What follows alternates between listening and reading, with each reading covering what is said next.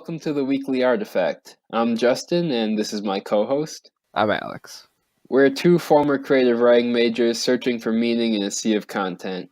Every other week, we'll select one piece of content each, an article, a video, another podcast, that we found particularly interesting and discuss it. As always, our comments are our own and are not associated with any institution. The show may contain explicit language or themes. See the show notes for specific content warnings. All right, so this week, my text is another video. The video is entitled, How Much Is About To Really? And it's from the YouTuber Vihart, who I've been subscribed to for a number of years now. She's been in the game for a while. But the video, it's about 10 minutes long. I'll just give a summary of it as always. So she starts off by looking at soup nutrition labels, like the calorie sort of information on soup. And she's looking at how some soups market themselves as light versus some soups that market themselves as being hearty, and thinking about how different people are potentially are looking for different types of soups. And so the first oddity that she picks up on is that the serving is 1 cup, and it will say that it's about 2 servings in a can. And so she sort of points out how usually you probably will just eat the whole can of soup. Most people aren't going to just measure out a cup of soup from the can and eat that. And so that was the first oddity that she noticed. And then the other thing that she noticed was that although the cans are the same size, they are different weights. And she does point out how it's possible that different ingredients could have different weights, etc. Although the heavy soup weighs more than the light soup, but if you think about water, it weighs more than oil, which is why oil will float to the top of water. So it's a little bit perhaps counterintuitive. So that was sort of the second oddity that she noticed.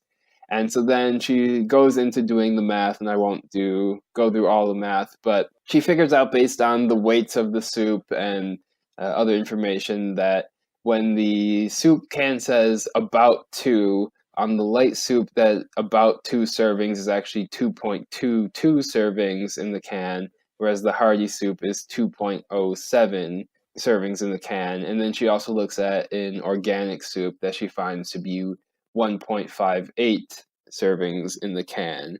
And so all these soups are from Progresso, and so she sort of points out how Progresso can consider anything from 1.58 to 2.22 to all be about 2, which, to be fair, those numbers do round to 2, but I will come back to this point in a second at the end, because the range actually does turn out to be a little bit higher than that, but I'll come back around to that.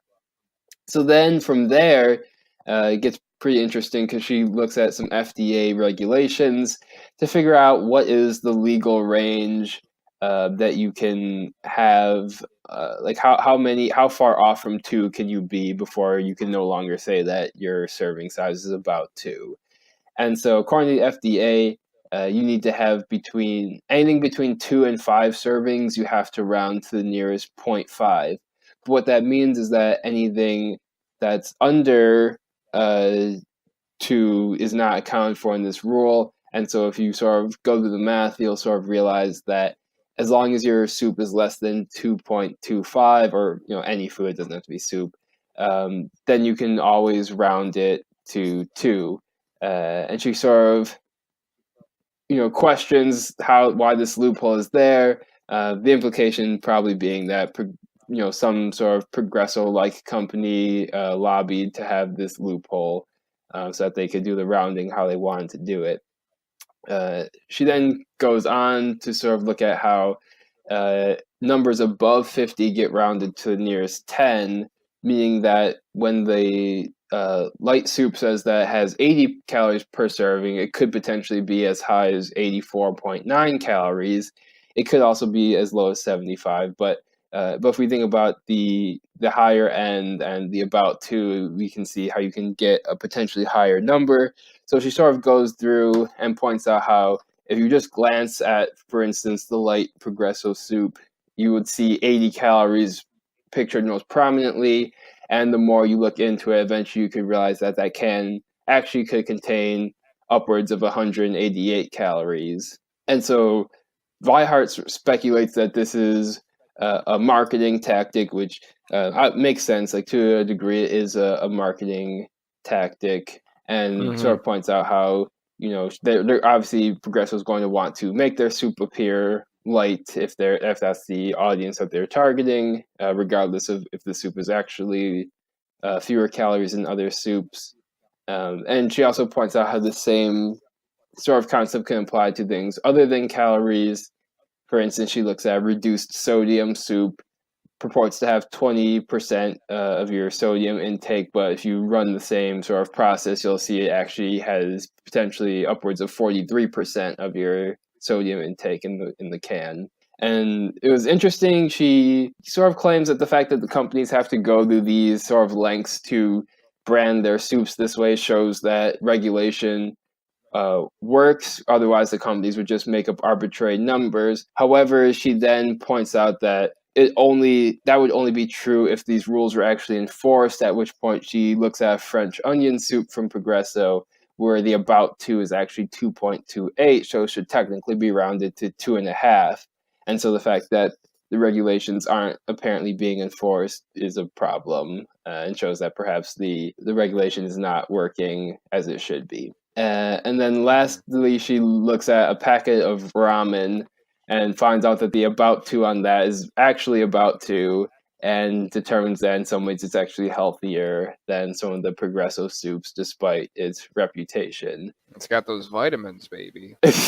Well, she does say if you put an egg in it, then it kind of becomes like a meal because of the healthy cholesterol that an egg has. Mm-hmm. I like this video because of the way it combines math, nutrition, and politics. You don't often see someone take that angle.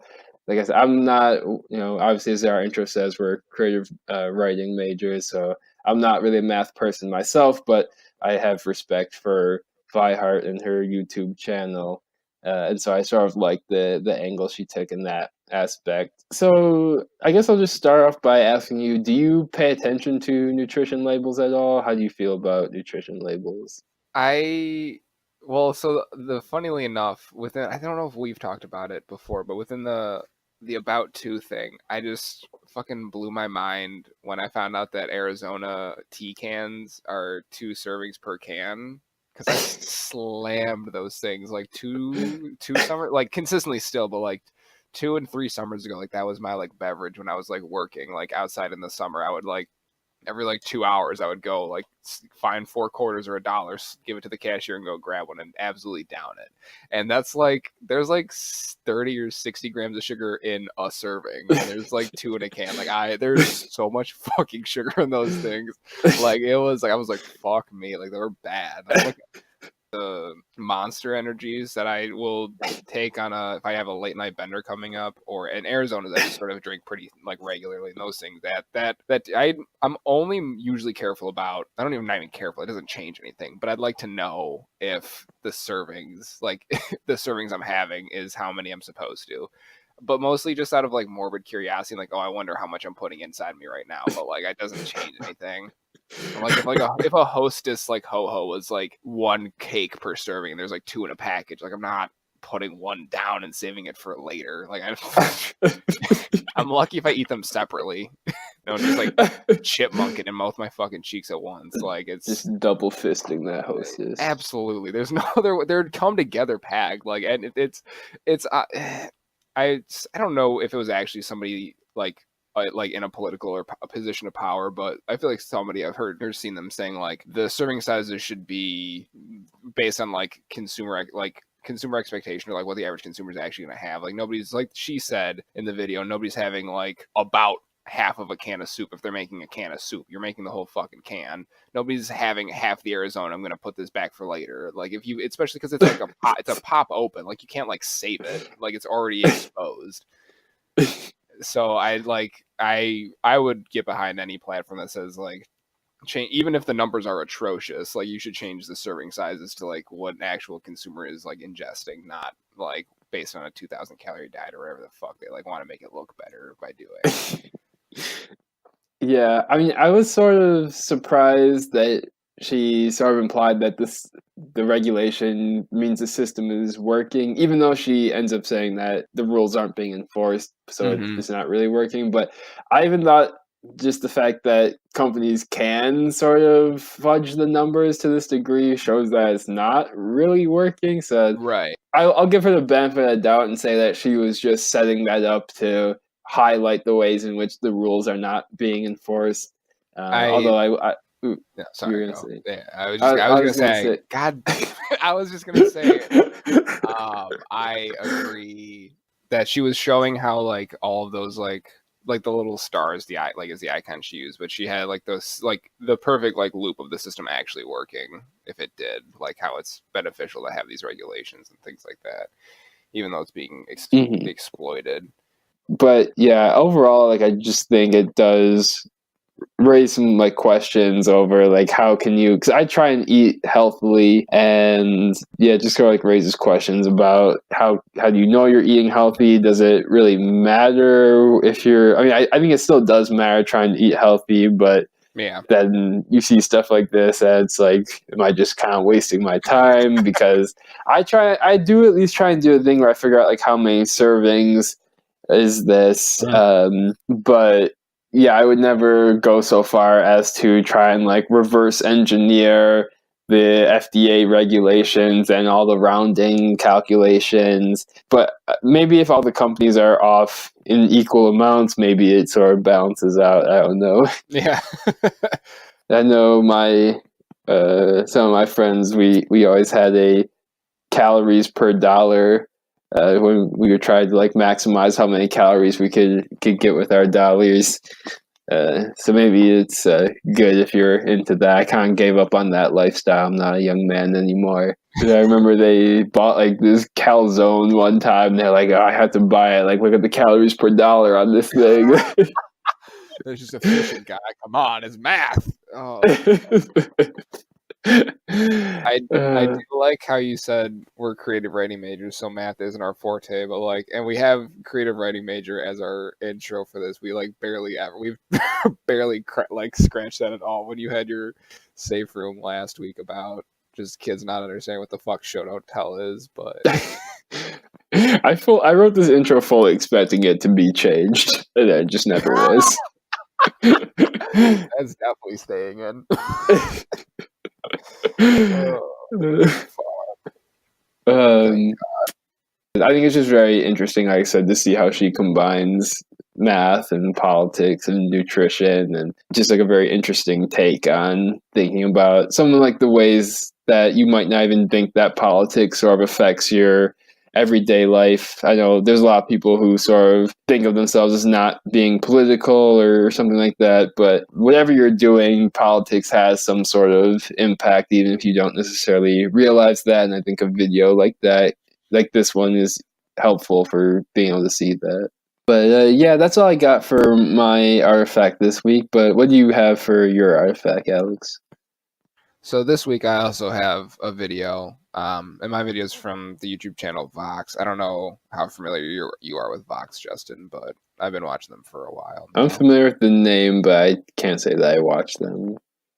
They have they do like articles online too. I think I've read some of their articles sometimes. So Yeah, I mean it's pretty usually shorter, sort of digestible things. I mean they have like reoccurring people that do the things, and the guy that does this video, I like other things he's done. But the name of the video is "We Need to Change How We Bury the Dead," and it's discussing sort of modern funeral practices and modern burials, especially in America. They go into like different statistics of like how different countries bury. So it's a mostly an American problem, but it's an everybody problem at the end of the day because of pollution and waste, as we'll soon see. And like I said, the guy that is narrating the video, I don't know his name off the top of my head, and I couldn't find in the video itself, but the important name in the video is Mark Harris, who authored the book which inspired the video. The book's called Grave Matters: A Journey Through the Modern Funeral Industry to a Natural Way of Burial. Modern burial, in the context of this video and just sort of American practices, is referred to the collective actions of embalming the body, burying it in a metal casket, and putting it in the ground.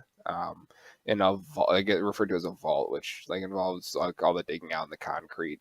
The average cost of a modern burial is $10,000 to $12,000, but obviously it can get a lot higher than that. Quickly, they mention, I've seen other videos talking about this, that funeral businesses themselves deal with what they refer to as shady practices, just sort of unethical. A lot of things that like hide the affordable caskets, for example, like sort of like have like the big showstoppers out front, and they sell things like protective caskets and waterproof graves and things, which is, if you take even like a half of a step back and realize how like stupid it is, and that's going to be sort of my general thesis, and so is this videos, is that like all this is, well, not the videos necessarily, but mine is like these are all sort of like useless practices because it's like it's just not, it's a dead body, like there's nothing going on there anymore. You don't need to make sure like nothing can like get to it or it like won't decompose properly. You need to like protect it from something, or the grave needs to be waterproof, because I don't know what the fuck you think water is going to do or what the earth is going to do to the body, but it's not, nothing's there. It's not who you're burying. It's just a sack of meat and bones at this point. So you shouldn't embalm it anyways, because I'll talk about embalming practices and where that's how that became popularized. So all these sort of practices increase the price, just like out of pocket, but there's obviously wasteful material, environmental costs as well. The average burial cost like takes up 32 square feet of ground. There's enough concrete put into the vaults every year to create a 2-lane highway that goes halfway across the country. There's enough metal put in the caskets to rebuild the Golden Gate Bridge annually, and a 10-acre graveyard has enough wood to build 40 homes and enough formalin, which is like the base of formaldehyde that's used for the embalming, to fill a backyard swimming pool. From the formalin exposure, embalmers, people that like do this for a living, have a high risk of brain, colon, and prostate cancer, as well as leukemia. And each body that is embalmed puts about 120 gallons of untreated funeral waste into the sewage system, including blood, fecal matter, organ fluid, and carcinogenic chemicals. So none of it's good. And again, this is all sort of useless.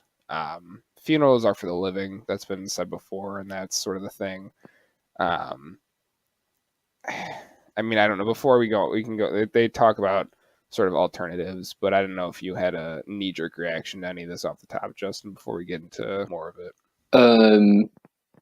Yeah, I think sort of on a similar angle to what you already pointed out. It's interesting that something, I mean, really, whatever sort of process we're talking about, it only lasts a few hours, whether it's a traditional funeral or even the sort of like cremation process and the sort of problems that come from that. But it's all stuff that just sort of lasts for a couple hours, and it's interesting that all these sort of like conflicts and issues arise from that, because we sort of think about, in one sense, death is eternal, but burial and funerals are not death. They're, like you said, for the living, sort of. So I think that sort of, it's not even really a contradiction, but that sort of dichotomy perhaps is just interesting, I guess. Mm-hmm. That's the next thing they talk about, is how cremation as an alternative, firstly, is far cheaper, averaging about $1,400 as opposed to the 10 to 12,000 that it would cost for a traditional modern American funeral. In 2015 was the first year more Americans were cremated than buried, and they said by 2020 or so it'll be over 50%. Like that'll be the average. Cremation is more popular around the world, so this is. We're a little bit behind as far as that goes with cremation, but that also has its drawbacks, which the ones I mentioned are, it costs like resources to heat a body to that degree to have it be incinerated up to 2 hours. Uses like electricity, natural gas, and whatever else. And then when you cremate a body, you put mercury mainly, but pollutants in the air, mercury being the first or the most prominent. So that's not a perfect solution. It's better in a lot of ways than the modern burial, but there's two more sort of advanced alternatives, I guess I'll call them, more scientific, that they mentioned quickly, and I will as well. Parmesan is freezing the body with liquid nitrogen and then shaking it rapidly to break it up into very tiny pieces and then separating any remaining metals in the body. But the weird thing about this, I don't know if this sort of like caught your attention, but it says that the practice hasn't been approved for human beings yet. Mm-hmm. Which doesn't make any fucking sense because they're already dead. Like I don't know what needs to be approved. Like I don't know what the safety or the health risks are. Like if somebody says like when I die, do this on me, they're like, yeah, fucking of course. Like who gives a shit? Like, I just don't. What a weird hurdle to have to go through. Like that is like the epitome of red tape. Like that's like. Yeah, I mean, I do have to say the animation looked kind of weird. Not that that would really be a reason not to do it, but I feel like it's honestly, it probably is just like one of those like weird moral things where some regulator or whatever is like, this just is too weird for me. I'm not going to improve this yet. It was like just like freeze the body and then kind of like shake it around like you're sifting some flour or something. Like, like what the fuck out of it. Oh my god, it's so funny. Yeah, it was a weird animation, but that was just such a strange thing that's stopping it. But like they didn't talk about the downside to this one or the next one, but like I feel like liquid nitrogen isn't just like naturally occurring. Like it feels like that would like cost some material.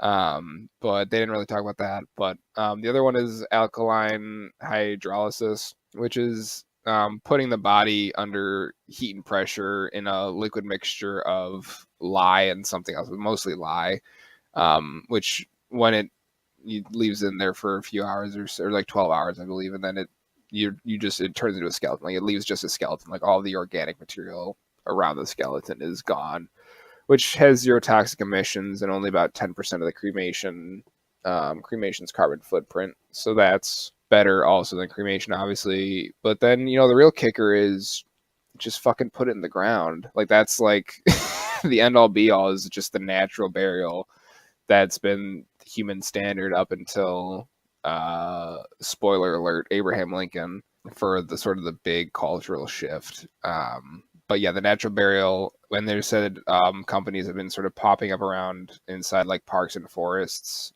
with putting an unembalmed body in either a biodegradable casket or just like, in a like sheet and leaving it in the ground and putting it, burying it and leaving it. And that's not only better, but good for the environment. And, it's obviously far cheaper. There's no real downside. Like you already have a dead body. Like the only other thing you can do is like donate at that point. But if you wanted to bury it, then you could just put it in the dirt because it's just a sack of rotting meat. So why wouldn't you? That's what you do with meat. But that's a way of throwing it out the body. And you should think of it as throwing out garbage because it is. But people will always die. That's sort of the deal. And we got to like figure out a better way to do it. And the better way to do it is just to do it how we've been doing it. Another video recommended that, in your will or something else, make what you want to happen to your body known beforehand so that people aren't taking the people grieving your death aren't taken advantage of by funeral homes that are trying to upsell them to like sort of like this is what they would have wanted, they're more comfortable, blah blah blah. So write or make known what you want, and also make sure what you want is not the modern burial because it's stupid and useless and you're just a prick if that's what you want. Full stop. Yeah, there would definitely be a difference though if you couldn't get around like the issue, like the smell sort of issue, or even if they sort of their body became disfigured, like going to a funeral and seeing the person you care about like that for the last time would, I feel like it would be somewhat off-putting, just compared to the modern burial. But again, I don't know. There's a lot of different costs and benefits to sort of weigh. I think people need to be more uncomfortable more often. I don't know. I feel like it's a good thing. You should see it, and you should either like get used to it or get moving. I don't know. Like, yeah, it's kind of gross, but that's just life, my guy. I hate to. Yeah, no, there's definitely some truth to that. So, I guess 2 last points. This does all remind me of my vow to tip over your casket at your funeral.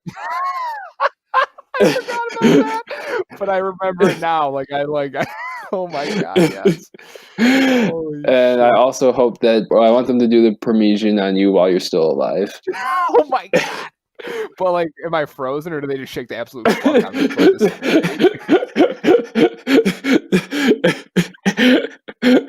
Holy shit. Fucking tipping over my casket. I forgot about that. Oh.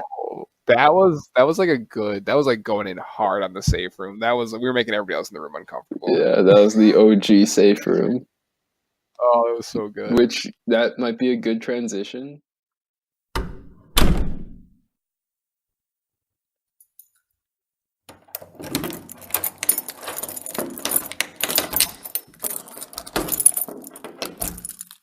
Yeah, now that we're in the safe room, Alex, what do you have on your mind? I have on my mind micro that people need to appreciate that statistically speaking, they're an average driver. But macro, statistically speaking, you're probably average at just about everything because that's what that word means.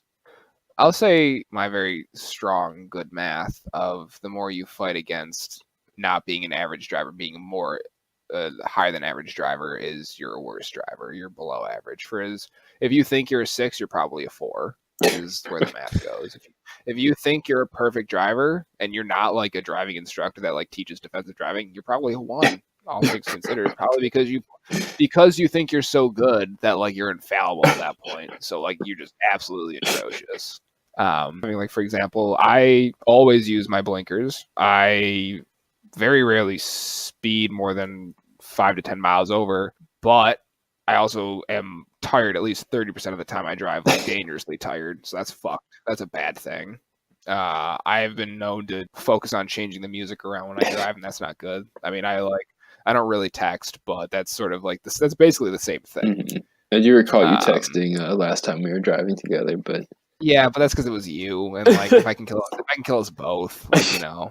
So you know, you just do the sort of very loose, approximate math in your head. You should sort of. I just mostly just appreciate like nobody's as like slick as they think they are, and the more slick you think you are, probably the worse you are.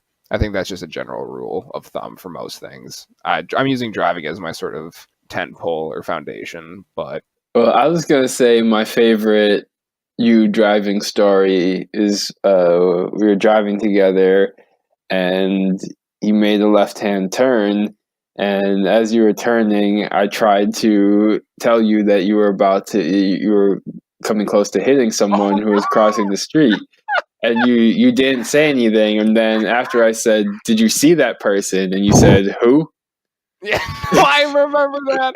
I didn't honestly. I never saw them. I never saw them. Oh, it was in my defense. It was dark and raining. In your defense, I should have seen them anyways. Like that's not a good excuse, but like no, I've never seen that person in my life. I know. I'm not even sure it was dark, but sure. No, Let's pretend it was. Yeah, I do remember that. Fuck yeah, that's a good one. Holy shit. But yeah, I did. I feel like, well, yeah, okay. I won't say I'm above average driver. I won't make that claim, but I will say that I do think I'm a good driver in traffic because the thing that most people do that I do not is when they're in traffic, but they like accelerate and then like brake hard basically to like make sure there's no gaps, and that just makes the traffic worse. Like if everyone just like slowly coasts, then you'll just continuously move. It's when people like are trying to all cram in that you end up creating more traffic. There's a good video on that. Maybe perhaps that'll be the artifact one week. So I would say in traffic, I am an excellent driver, but I will refrain from calling myself above average. I want to quickly ask you before we can go to your safe room, because that's pretty much all I wanted to say. Is what is your biggest pet peeve for like of other people like what's the biggest pet peeve that you like definitely don't do that's like a shit thing that drivers do? Mine, for example, is if you miss your exit or you miss your turn and you just fucking just dead stop in the middle of the street being like, I gotta make this turn. if I ever do anything like that, you will always catch me saying, well, fuck me, I got to take the next exit in 3 miles, or I'm going down the next street that I can take a left on, because that's fucking, like, you fucked up. You don't get to just stop everybody else's day because you fucked up. I promise. That's I hate that more than anything. Yeah. So that's mine. That's a good one. I'll say there might be a bigger one, but this one is one that occurs fairly often, so I'll go with this one, is when you're going even slightly above the speed limit in the right lane and someone still tailgates you. Oh my! Yes. And it's like, even if you're not able to get into the left lane, like you can't be tailgating in the right lane. Like I can't go as slow as I want, but I don't even have to necessarily go the speed limit, and you have to stay behind me because I'm in the right lane. So if I'm going over anyway, you really can't be tailgating me. Like that's not what this lane is for. Like absolutely. It's the speed limit. Like that's as fast as you're allowed to go. You can be doing 40 in the 55, and that's clean theoretically. Like you can't. I agree with you totally. All right, Justin, that's my safe room talk. What is your safe room talk? So I come to my safe room with a heavy heart this week, as I've been on a journey with this one. But it's finally time. It's time to retire the word problematic. Gasp. So we actually knew someone years ago who said we should retire the word, and I know at the time we both were like, no, like why would you retire the word? Like it's a perfectly good word. But I've had too many bad experiences with it now. So I was in a class and we were reading this article, and basically the article was saying how there's this sort of trend in conferences. Let's say white scholars will present on African American literature, for example, which is fine, but a lot of times you'll end up seeing like an entire panel of 3 or 4 white people. And so there'll be like no black people on the panel or potentially even in the room. And the professor was saying how that was problematic. And I agree that it's always good, I think, to have diversity regardless of the topic. You want sort of a diverse range of opinions, but also you want to make sure that there's no particular group of people that are being excluded from the conversation. And so that's why I sort of see it as being a problem. But I was trying to get at why she saw it as being a problem. And at which point I asked her, I said, well, why is this a problem to you? And she said, because it's problematic. And I said, well, okay, like I understand that it's problematic, but like what about it is a problem? At which point she said, well, it's a problem because it's problematic. And so eventually I just sort of gave up on that one. I decided I'd never get my answer. And so after that, I decided with heavy heart that the word needs to be retired. It's being abused now, and its function has left it. Yeah, I mean, R.I.P. to problematic. Rest in problems. Rest in problem. Rest in problematicity. I don't know what would be the right word.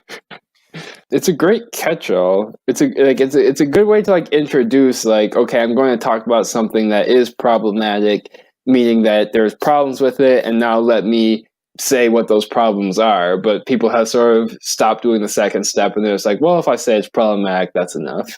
Right. It has to be qualified, or it is a non-word. Mm-hmm. And problems aren't even necessarily a bad thing. They're just things that need to be solved. I mean, you have a math problem. It is a problem. It's not a bad thing. And in similar ways, something can be problematic, but that could just mean that we need to sort of think about it more, not that we need to like cancel it or something. Because theoretically, you really don't need it. Like you said, it's a nice catch-all to open up, but you can literally just say, like, I want to talk about something that's racist. Like, you don't need to stay problematic. Mm-hmm.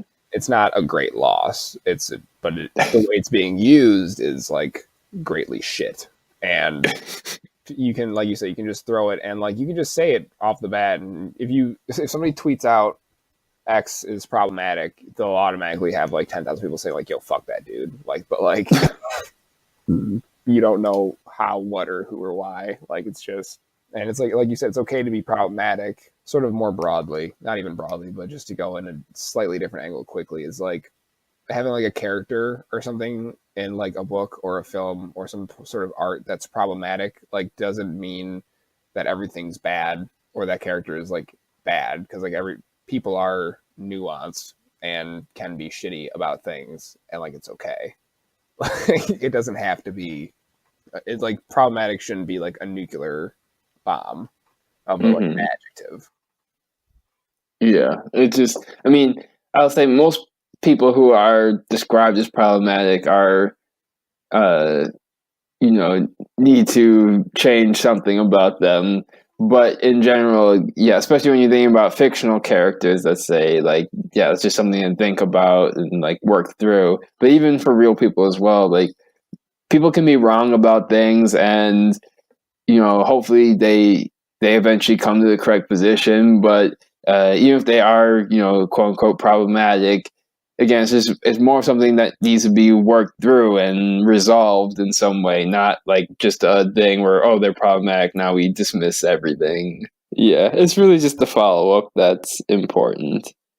Like, yes, people should not be problematic, but if we're going to use the word, we need to follow it up, I guess is the takeaway. But since people are not following it up, this is why we can't have nice things. So, RIP problematic. RIP problematic. All right, I think that's a show. Yeah, that is the show. See the show notes for a link to view the artifacts for yourself. Music for the podcast is produced by Nicholas Pizzuto. Rate us 5 stars on iTunes. Tell a friend, tell an enemy about the show. And join us again in 2 weeks as we find 2 new texts to discuss.